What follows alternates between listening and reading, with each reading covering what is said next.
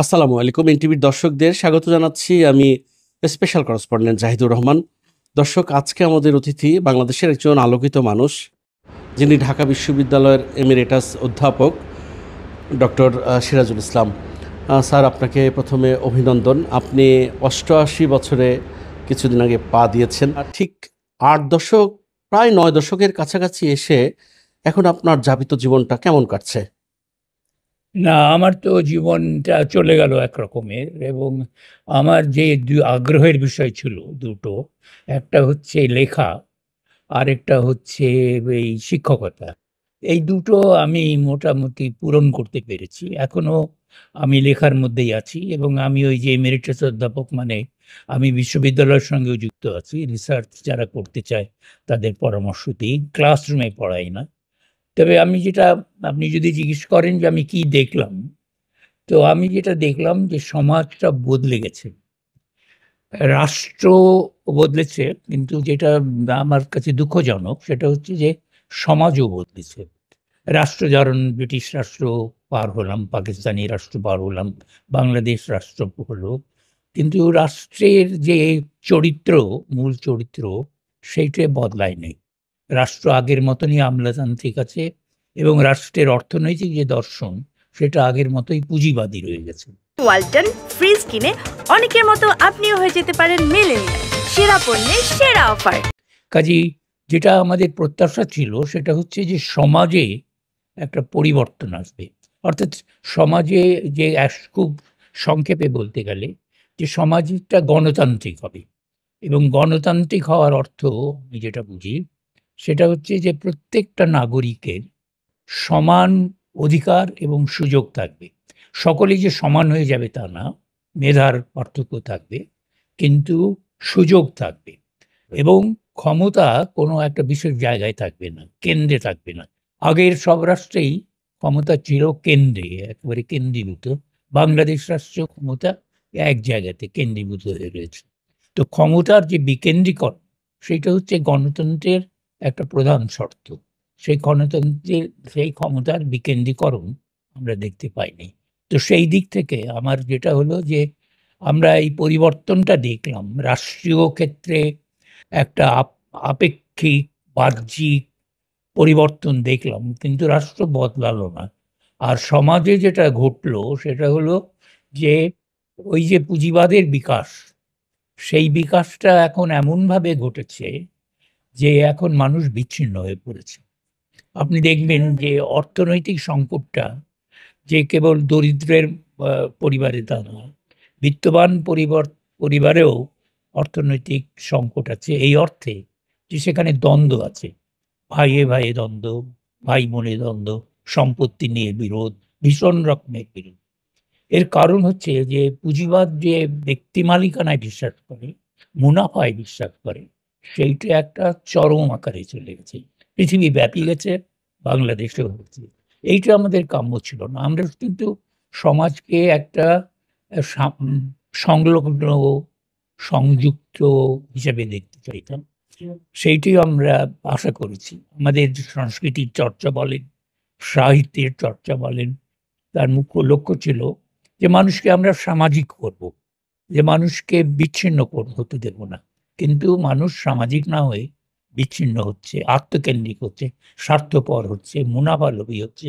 এবং সেই বিরোধটা, শ্রেণীর সঙ্গে শ্রেণীর বিরোধ আছে, সুবিধাপ্রাপ্ত এবং সুবিধা বঞ্চিত। কিন্তু সর্বত্র এই ধনী দরিদ্র নির্বিশেষে আত্মকেন্দ্রিকতা আছে, এবং যেটা ওই ধনী পরিবারের মধ্যে আত্মকেন্দ্রিকতা আরো বেশি দেখা যাচ্ছে, যে তারা এই দেশপ্রেম তাদের মধ্যে কমছে।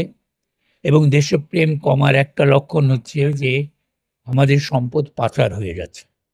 তো এই যে ধরেন মোগল আমলে হতো, পাকিস্তান আমলে হতো, এখন ব্রিটিশ আমলে তো হতোই, এখন বাংলাদেশ আমলে এটা কেন হবে? এটা আমাদের কাছে খুবই মর্মান্তিক যে সম্পদ তৈরি করছে কিন্তু মেহনতি মানুষ, তারা দেশে শ্রম করছে, তারা বিদেশে থেকে উপার্জন করে রেমিটেন্স পাঠাচ্ছে, তার উপরেই কিন্তু বাংলাদেশের যে উন্নতি, সেই উন্নতিটা ঘটলো।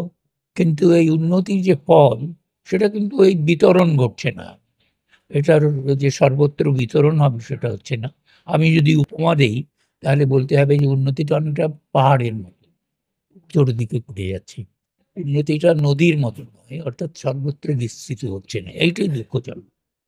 আপনার প্রায় 9 দশকের জীবনে আপনি অনেকগুলো রাষ্ট্র পরিবর্তনের ধাপ অতিক্রম করেছেন, দেখেছেন নিজের চোখে।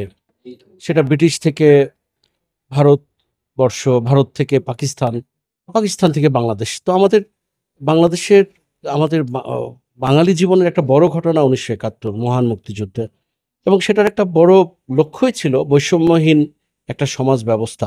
তো আজকে প্রায় অর্ধ শতাব্দী পেরিয়ে এসে আপনি বলছেন যে সেই লক্ষ্য পূরণ হয়নি। তাহলে আমরা শহীদ যারা, তাদের কাছে আমরা, তাদের আত্মার কাছে আমরা কি জবাব দিব? না, কোনো জবাব দিতে পারবো না, নিজেদের কাছেও জবাব দিতে পারবো না। কিন্তু ওই স্বপ্নটা আছে, স্বপ্নটা ছিল যেটা আপনি বললেন যে একটা বৈষম্যহীন সমাজ যেখানে নাগরিকরা সমান সুযোগ পাবে, অধিকার পাবে, সেইটা আমরা প্রতিষ্ঠা করতে পারিনি, বরং বৈষম্য বৃদ্ধি হয়েছে। যত উন্নয়ন হয়েছে ঘনগত বৈষয়িক, ততই কিন্তু বৈষম্য বেড়েছে এবং ততই কিন্তু দেশপ্রেম কমেছে। এই দুটো খুব দুঃখজনক যে বৈষম্য বাড়লো এবং দেশপ্রেম কমলো। তো এইটা আমরা যেটা স্বপ্ন দেখেছিলাম, সংগ্রাম করেছিলাম যার জন্য, সেটা হচ্ছে যে দেশের সম্পদ দেশে থাকবে, সেই সম্পদ বিতরণ হবে এমনভাবে যাতে সকল মানুষই তার ফলটা ভোগ করতে পারে এবং সুযোগ পায় নিজেকে বিকশিত করার, নিজের যে উৎপাদন শক্তি, যে সৃজনশীলতা আছে সেইটাকে বিকশিত, সেইটা হয়নি। 2024-এ এসে বাংলাদেশ মেট্রো রেলের যুগে প্রবেশ করেছে, পাতাল পথ তারা ব্যবহার করছে। আমরা উন্নয়নের কথা বলি, আমাদের বলা হচ্ছে যে মানব উন্নয়নটাও একটা জরুরি। আপনার কি মনে হয় মানব উন্নয়নের ক্ষেত্রে আমরা কতটা এগিয়েছি? না, মানব উন্নয়ন বলতে যদি আপনি বলেন যে দক্ষতার উন্নয়ন, এক নম্বর, দক্ষতা তো ওই রকম বাড়েনি। মানে আমরা যে কর্মী বিদেশে পাঠাচ্ছি তারা কিন্তু দক্ষ কর্মী না, তারা অদক্ষ কর্মী, সেজন্য তারা অনেক বিপদ আপদের মধ্যে বলেন। আর মানব উন্নয়ন বলতে যদি আপনি বলেন যে মানসিক দিকটা, যে ধরেন সামাজিকতার বোধ, মানবতার বোধ, দেশপ্রেম, এইগুলো কিন্তু বাড়েনি। আপনি দেখবেন যে আমরা অনেক অসামাজিক হয়েছি, অর্থাৎ সামাজিক যে মেলামেশা সেটা কমে গেছে। একটা উদাহরণ হয়, আপনি দেখবেন যে খেলার মাঠ নাই, সাংস্কৃতিক উৎসব নাই, এবং নাটক নাই, এবং এমনকি সিনেমা হলও নাই। মানুষ এখন ছোট ছোট ইতের পর্দার মধ্যে দেখছে, তারা ওই মোবাইলে দেখছে, ইন্টারনেটে দেখছে, কিন্তু তারা পরস্পর পাশাপাশি বসে আছে, কিন্তু দুজন দুটো জিনিস দেখছে। আগে যেমন সিনেমা হলের কথাই যদি আপনি ধরেন, সিনেমা হল কিন্তু একটা সামাজিক জায়গা ছিল, যে অনেক মিলে পরিবার নিয়ে যাচ্ছেন, অন্য লোকরা দেখছে এবং একটা মেলামেশা হচ্ছে। ওই জায়গাটাও না, খেলার মাঠ নাই, সামাজিক অনুষ্ঠানের জায়গা নাই। কাজেই মানব উন্নয়নের যে প্রশ্নটা তুললেন, একটা হচ্ছে দক্ষতা বৃদ্ধি, সেটাও হচ্ছে না। আরেকটা হচ্ছে মানসিক যে বিকাশ, মূল্যবোধের বিকাশ, যে সেই মানবিকতার বিকাশ, সেইটাও কিন্তু ঘটছে না। এটার জন্য দেশের যে চলমান রাজনৈতিক বিভাজন, সেটাকে আপনি কতটা দায়ী করেন? না, এইটা তো আমাদের যে গোটা ব্যবস্থা, এটা হচ্ছে পুঁজিবাদী ব্যবস্থা, এবং এখানে যে সারা শাসন করে তারা কিন্তু সকলেই পুঁজিবাদে বিশ্বাস করে। এখন যে দুই দলের মধ্যে প্রতিদ্বন্দ্বিতা, তাদের কিন্তু মতাদর্শগত পার্থক্য তেমন নাই, অল্প স্বল্প পার্থক্য। মূল পার্থক্যটা হচ্ছে তারা ক্ষমতা চায়, এবং সেই ক্ষমতা হচ্ছে তাদের ক্ষমতা, তাদের হাতে থাকবে। সেই ক্ষমতা যে তারা জনগণের মধ্যে বিতরণ করবে, সেইটা কিন্তু তারা চায় না।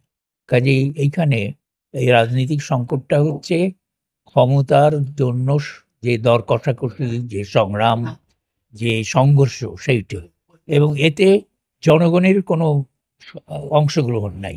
আপনি দেখুন নির্বাচন হচ্ছে, সেই নির্বাচনে জনগণ অংশ নিচ্ছে না, কেননা নিতে পারছেও না, আর আগ্রহও নাই, কেননা তারা জানে যে যেই আসুক সেই ওই কাজই করবে, আগের সরকার যা করেছে পরের সরকার তা করবে। সেই সরকার যদি নতুন সরকার হয়, তাহলে ও পুরনো সরকার। কাজে গোটা ব্যবস্থাটা বদল করতে হবে। এটাই কিন্তু মুক্তিযুদ্ধের চেতনা। মুক্তিযুদ্ধের চেতনা হচ্ছে একটা গণতান্ত্রিক সমাজ গঠনের চেতনা। তো আমরা তো সবাই মুখে মুক্তিযুদ্ধের চেতনাই বলছি, কিন্তু কাজ তো করছি চেতনার বাইরে, চেতনার পরিপন্থী।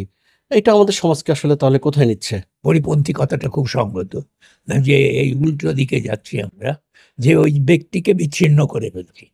আমরা মুক্তিযুদ্ধের মধ্যে প্রধান কথাটা কি ছিল? আমরা খুব বিপদের মধ্যে ছিলাম, কিন্তু আমরা একসাথে ছিলাম এবং আমরা ওই বিপদের মধ্যেও আশাকে জাগিয়ে রেখেছি।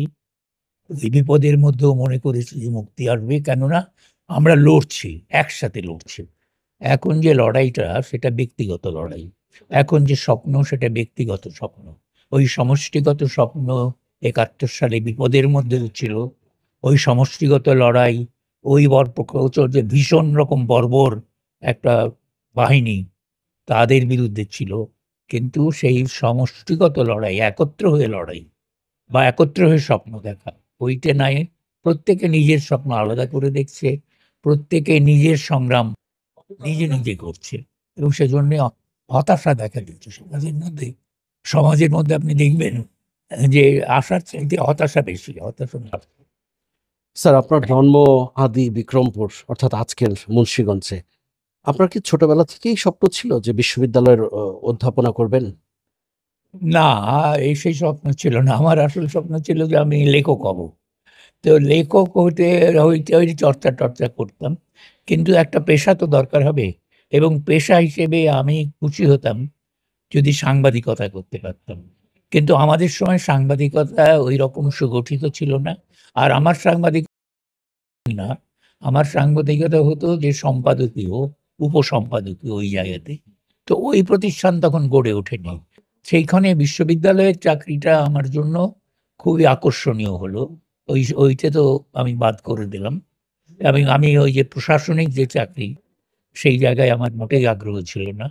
কাজে বিশ্ববিদ্যালয়ের চাকরি পেয়ে আমি মনে করলাম যে এখানে আমার ওই সাহিত্য চর্চার সুযোগও আছে, আর পেশাগতভাবে এইখানে আমি ওই জ্ঞানের চর্চা দুটো করবো। জ্ঞান এবং সাহিত্য দুটোর চর্চাই আমি এখানে করতে পারবো। আজকের সময় এসে এই যে সাংবাদিকতা নিয়ে এখন অনেকেই অনেক কথা বলছেন যে সাংবাদিকতা ঠিক পথে নেই, একটা তদারকি টাইপের সাংবাদিকতা হচ্ছে, অনেকটা এমবেডেড জার্নালিজম হচ্ছে, এরকমটা অনেকে বলেন, বলার চেষ্টা করেন। আপনার কাছে কি মনে হয় আমরা সাংবাদিকতাটা আসলে দেশে ঠিক কোন পথে আছে? না, সাংবাদিকতার মূল কথাটা হচ্ছে সাংবাদিকরা স্বাধীন নন, দুই দিক থেকে পরাধীন তারা। একটা হচ্ছে মালিক, মালিকের অধীনে আছে। আরেকটা হচ্ছে রাষ্ট্রীয় যে ব্যবস্থা, তার মধ্যেই আছে, সেই বৃত্তের মধ্যেই আছে। এখন সাংবাদিক যা দেখেন বা লেখেন, সেটা তিনি প্রকাশ করতে পারেন না, কেননা মালিক ওটা পছন্দ করে না। মালিক আবার দেখে তার স্বার্থ।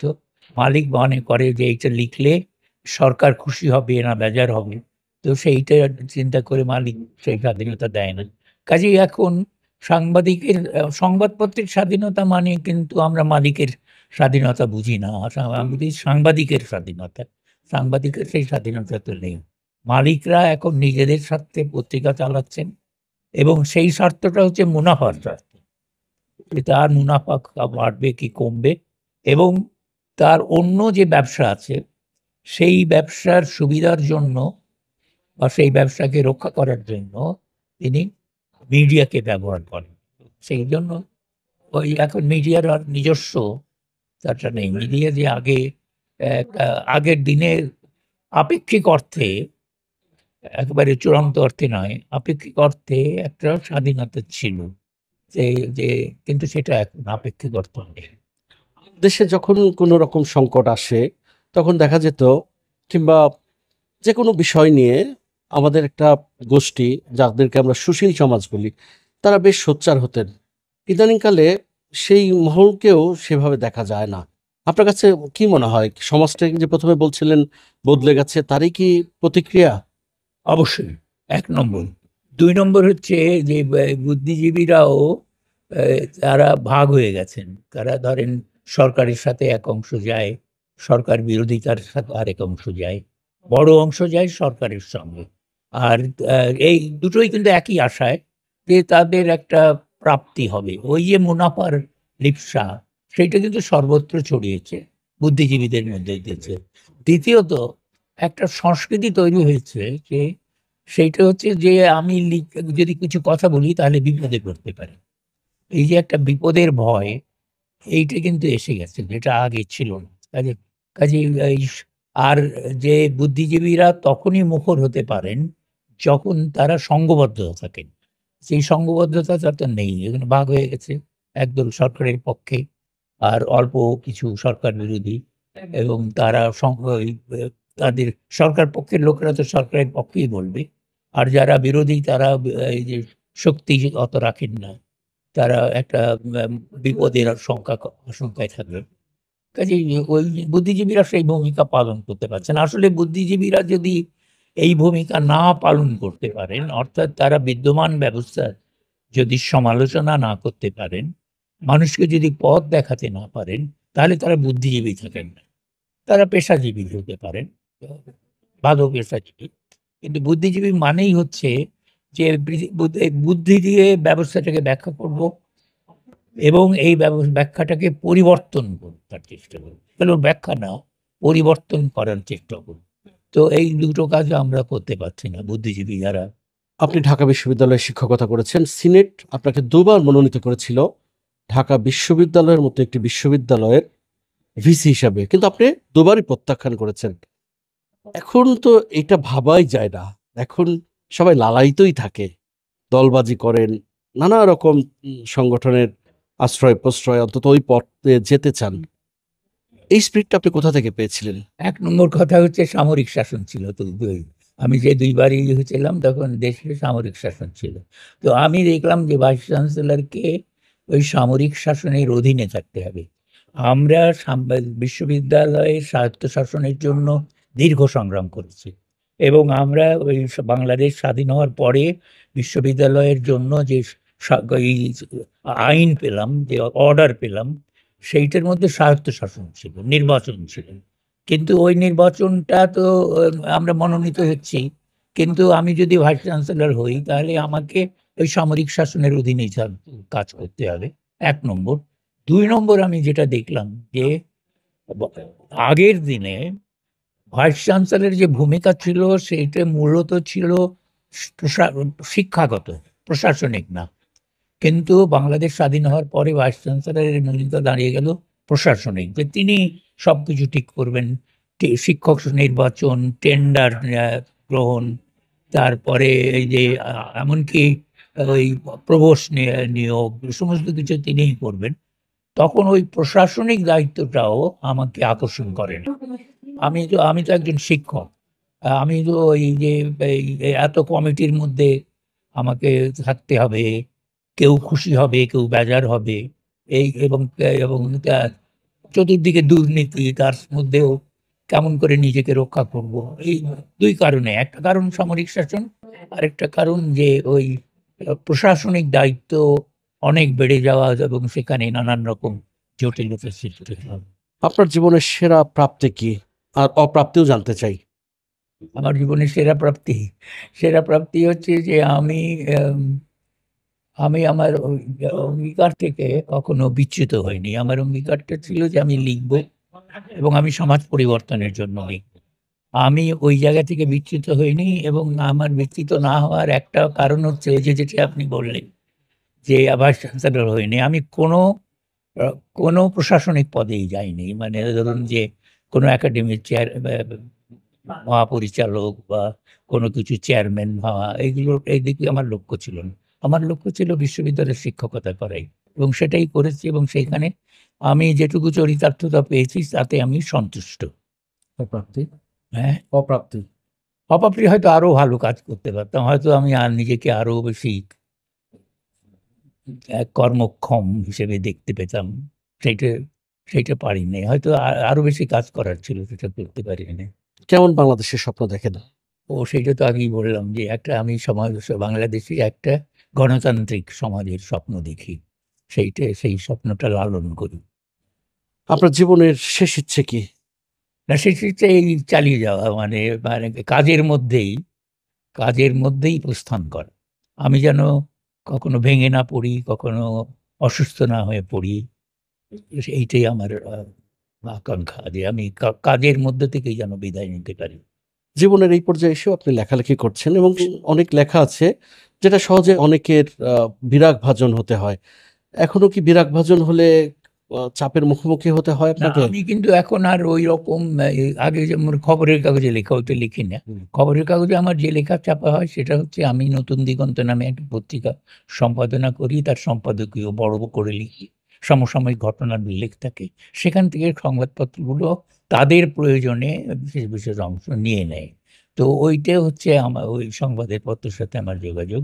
কিন্তু আমি মনে করি যে আমি সমাজ পরিবর্তনের জন্য লিখছি, এবং সেখানে আমি দার্শনিকতা আনি, সেখানে ইতিহাসের চর্চা আনি, সাহিত্যের চর্চা আনি। ওই জায়গাটাতে আমার ওই যে সরকারের সাথে আমার কোনো বিরোধিতার অবকাশ সৃষ্টি হয় না। দেশের একটা বড় অংশই হলো তরুণ। এই তরুণদের উপরে আপনাকে দেখা যায় আশা প্রত্যাশার আলো জ্বালাতে। কিন্তু সেই সময়টায় আবার দেখা যাচ্ছে যে পাড়ায় পাড়ায় কিশোর গ্যাং, একটা ভয়ানক পরিস্থিতি। কেমন নাড়া দেয় আপনাকে এই ঘটনাগুলো? খুব নাড়া দেয়, এবং আমি মনে করি যে তরুণরাই হচ্ছে ভবিষ্যৎ, এবং তারুণ্যই হচ্ছে ভবিষ্যৎ। বয়স্ক লোকরাও তরুণ হতে পারে যদি তার মধ্যে ওই তারুণ্য থাকে, উৎসাহ থাকে, উদ্দীপনা থাকে, সৃষ্টিশীলতা থাকে। এখানে যেটা হচ্ছে যে সেই সৃষ্টিশীলতা, সেই উদ্দীপনা, সেই উৎসাহ নেই। তরুণদেরকে আমরা কোনো রকম পথের নির্দেশ দিতে পারছি না। যেমন ধরুন, আমি খুব বারবারই এটা বলি, এই যে আমাদের বিশ্ববিদ্যালয়গুলোতে ছাত্র সংসদ নেই, এটা কিন্তু একটা ক্ষতিকর জিনিস। ঠিক আছে, ছাত্র সংসদ মানে যেভাবে চলে এখনকার রাজনীতি, সেটা না। এই যে গণতান্ত্রিক নির্বাচন হবে, ছাত্ররা নিজেদের পছন্দ মতো প্রতিনিধি নির্বাচন করবে, সাংস্কৃতিক কাজ হবে, নাটক হবে, গান হবে, বিতর্ক প্রতিযোগিতা হবে, খেলাধুলা হবে, আন্তঃহল প্রতিযোগিতা হবে, আন্তঃবিশ্ববিদ্যালয় প্রতিযোগিতা হবে, এবং আমাদের ছেলেমেয়েরা আন্তর্জাতিকভাবে প্রতিযোগিতায় যাবে। সেইগুলো নাই। এবং এইটা হচ্ছে বিশ্ববিদ্যালয়ে যখন এই রকম পরিস্থিতি, তখন সারা দেশে কিশোররা কোনো রকম সাংস্কৃতিক কাজ পাচ্ছে না, সুস্থ বিনোদনের ক্ষেত্র পাচ্ছে না, তারা কোনো রকম ভবিষ্যতও দেখতে পাচ্ছে না, এবং তারা তাদের বয়স্ক যারা মুরব্বী তাদের কাছ থেকে যে শিক্ষাটা পাচ্ছে সেটা হচ্ছে মুনাফা লিপ্সা। তো তারা ওই নতুন দিগন্তের সন্ধান পাচ্ছে না। সেজন্যে তবে তরুণদের উপরই ভরসা করতে হবে, এবং আমরা দেখতে পাচ্ছি যে একটা একটা একটা যেন একটা নতুন আগ্রহ তরুণদের মধ্যে তৈরি হচ্ছে কিশোর গ্যাংয়ের উল্টো দিকে। কিশোর গ্যাং যেমন সত্য, তার উল্টো দিকে মানুষের, তরুণদের মধ্যে নতুন আগ্রহ, সমাজ পরিবর্তনের আগ্রহ সত্য। কিন্তু ওইটাকে আমাদের উৎসাহিত করা দরকার। কিশোর গ্যাংকে কয়েকজন অপরাধী কিশোরকে শাস্তি দিলেই এটা দূর হবে না। এইটা দিতে হবে, বিকল্প দিতে হবে, এবং বিকল্পটা হচ্ছে সুস্থ সংস্কৃতির চর্চা। সেইটা সেইটা হচ্ছে আমাদের কাজ। আজকের যিনি এমেরিটাস অধ্যাপক, ৯০ ছুঁই ছুঁই মানুষ, তিনি একসময় টগবগে তরুণ ছিলেন। সেই তরুণ সিরাজুল ইসলামের জীবনে প্রেম ভালোবাসা কেমন এসছে? আমার সেটা ছিল, প্রেম ভালোবাসা ছিল যে আমার স্ত্রীর সাথে আমার যে পরিচয় হয়েছে, সেইটার একটা আত্মীয়তার মধ্যে দিয়েই, কিন্তু আত্মীয়তা মানে আমার বন্ধুর আত্মীয়তা। তো ওইটাতে আমরা সুখী ছিলাম, আমাদের একটা আনন্দময় জীবন ছিল। তো আমার স্ত্রী তো অনেক আগে মারা গেছেন, কিন্তু তার স্মৃতি আমি এখনো ধারণ করি, এবং তার সাথে আমার সম্পর্ক তার অনুপস্থিতিতেও আছে, এইটা আমি অনুভব করি। মানে তার প্রেমের আবেশটা এখন আপনাকে জড়িয়ে আছে? হ্যাঁ, সেই প্রয়াত স্ত্রীর প্রেমের আবেশ এখনো জড়িয়ে আছে? এখনো জড়িয়ে আছে, সেটাই এখনো জড়িয়ে আছে। এনটিভির দর্শকদের জন্য কি বলবেন? না, দর্শকদের জন্য কিছু বলবো যে হতাশ হবার কোনো হতাশাই হচ্ছে সবচাইতে, এইটা বলবো যে হতাশাই হচ্ছে সবচাইতে মারাত্মক ব্যাধি। এই হতাশা হলে আমরা এমনিতেই বিচ্ছিন্ন হয়ে পড়ছি, আরও বিচ্ছিন্ন হব। সেজন্যই আমাদের যেটা কর্তব্য হবে সেটা হচ্ছে যে তরুণদেরকে সংগঠিত করা, সাংস্কৃতিকভাবে উদ্বুদ্ধ করা, তাদের সামনে নতুন আদর্শ তুলে ধরা, এবং তারা যাতে সংঘবদ্ধ হতে পারে, মানে মুক্তির যে সংগ্রাম সেটাকে যাতে অব্যাহত রাখতে পারে, সেই দিকে তাকাতে। এতক্ষণ আমাদের সঙ্গে ছিলেন ঢাকা বিশ্ববিদ্যালয়ের এমেরিটাস অধ্যাপক ডক্টর সিরাজুল ইসলাম। নিশ্চয়ই আগামীতে নতুন কোনো অতিথি নিয়ে হাজির হব আপনাদের সামনে। ততক্ষণ পর্যন্ত সবাই ভালো থাকবেন, সুস্থ থাকবেন, এনটিভির সঙ্গে থাকবেন। আল্লাহ হাফেজ।